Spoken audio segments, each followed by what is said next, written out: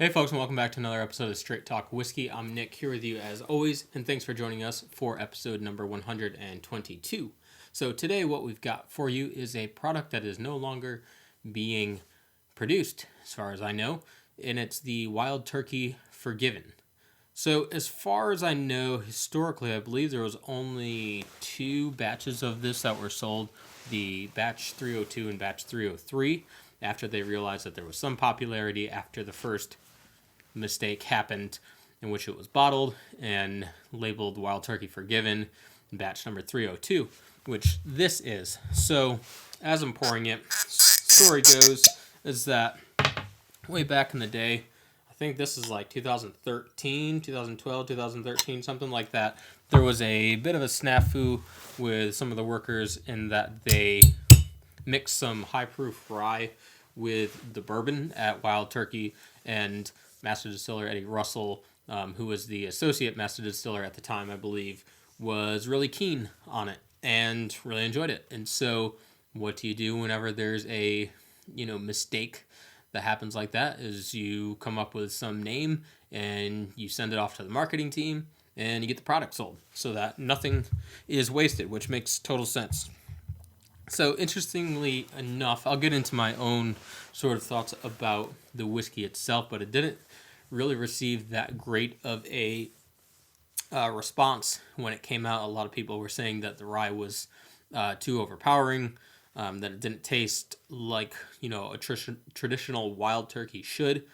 Now, when I look at the tin and the bottle itself, I don't know too much in terms of the composition of this. Now, of course, you can go online and find percentages and that sort of thing, but I don't have any claims to back it up. So the consensus out there is that it's composed of about a 78% rye and then a 20-something percent bourbon, I believe, is the ratio. Could have flipped that, but I didn't pay too much attention to it because I didn't hear it from Wild Turkey or any ambassador from them, so I wasn't going to take their word for it, and I suggest you don't either unless you hear official word on it. The speculation is just not helpful in my opinion. So it's bottled at 45.5% ABV, 91 proof. If it was a really high proof rye, it was probably similar to like the 101 that's out there, but I'm not sure. Seems like it could have been a little bit higher proof when they released it, but I don't know how far they were trying to stretch the batch out. So anyway, I also like the bottle that it comes in. It's kind of nice, and the top is always good. Gives it a little bit more authenticity, that sort of thing. So anyway, the whole Forgiven obviously comes from Eddie Russell really taking a liking to it and saying the workers were forgiven. So that's a little lovely ending to that story. As far as the color, it's got sort of your standard Kentucky bourbon, Kentucky rye color in there. It's deep caramel, gold, coppery, glistening. It looks sort of red when you look at it in the bottle, which is kind of cool. It's got this really, classic sort of look to it in the glass. Now, the first thing that you get when you take a nose of it is it's definitely bourbon forward. A lot of the smells that I'm getting, aromas, are vanilla, brown sugar, cinnamon. Little hint of spice, I think, from the rye, but I'm not getting too much of the rye content in the nose itself. So that's what we got there. Let's go in for the taste.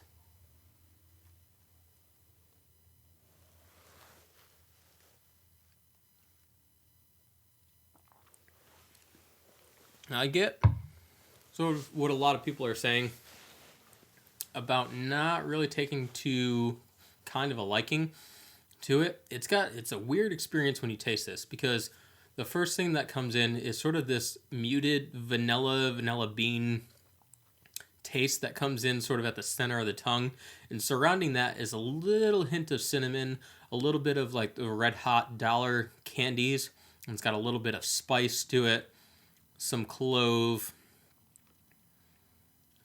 and that's basically all I'm getting. But it's sort of strange how you get this pool of vanilla in the center and sort of this kind of like it's been sitting out for a little while taste of cinnamon around the edges. It's not pungent, it's not rich and deep, full of flavor, like a lot of other Wild Turkey's offerings are, like a lot of other bourbons that are out there that really hit home, sort of like sink sort of deep in your stomach. You sort of taste it in the back of your throat. It's like it's a wallop when you taste it.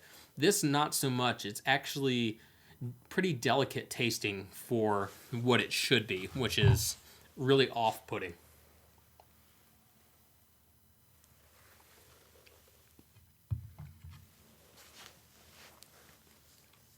Now the price for this after taxes where I'm at is about $64. It's definitely not worth the price, in my opinion. If I were to score this, and I typically don't like doing scores, that sort of thing, it would be a low 70s for me. It's just not really that flavorful to me. And the worst thing about it, though, after all that, is the aftertaste. It's sort of just like copier paper, which is kind of sad to say. But it's just got this really stale, like somebody just dared you to eat paper and you can't really get it down, so you're sort of just like mouthing, chewing at it, which is not an entirely appetizing thing to imagine, let alone actually do, if you were wondering. So I don't know if they should really be forgiven for releasing this. I guess I guess I don't forgive them. I'm glad they stopped making it. You can't even go on their website, I believe, and find this.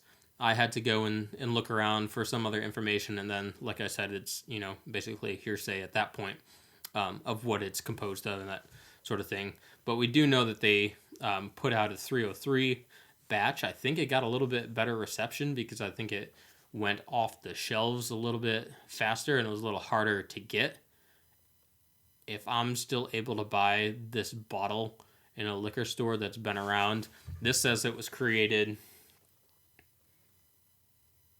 or released, special edition batch release in 2013, then something is probably wrong that this is still on the shelf. And there was a bunch of them on the shelf still.